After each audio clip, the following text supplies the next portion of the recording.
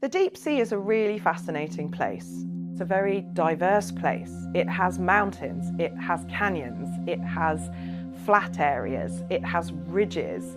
Of course, the animal life that lives there is hugely variable as well. You don't get the same animals living in a mountain as you do in a jungle, for example, on land. And the deep sea is no different. It's not one thing. It's a very diverse environment. Deep Vision is a project funded by the Bezos Earth Fund's AI for Climate and Nature Grand Challenge. And it's really focused on trying to use artificial intelligence to help us interpret seafloor imagery much faster so we can pull out observations of important animals that live on the seafloor. The ones we're concerned about in this project particularly are the ones that are particularly vulnerable to human disturbance.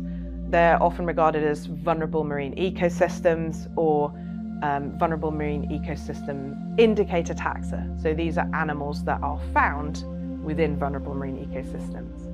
We're talking about corals, we're talking about sponges, we're talking about crinoids. These are animals that will often live in aggregations, so live together in dense numbers and form habitat for other species.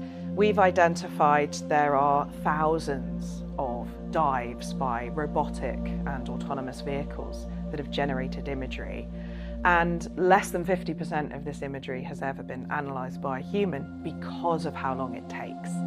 So what we're really aiming to do here is use AI to help us process that imagery much faster and in a more standardised way.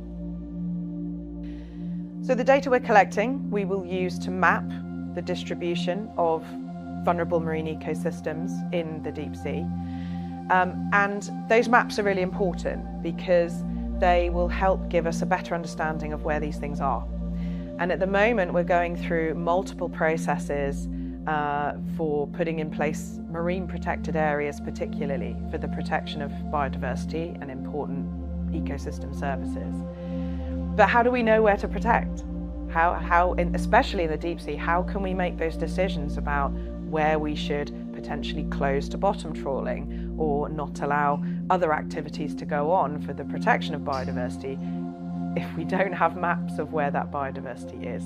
No one has really tried to bring this huge amount of data together before for biodiversity, and at the scale of the Atlantic Ocean, it's a big challenge.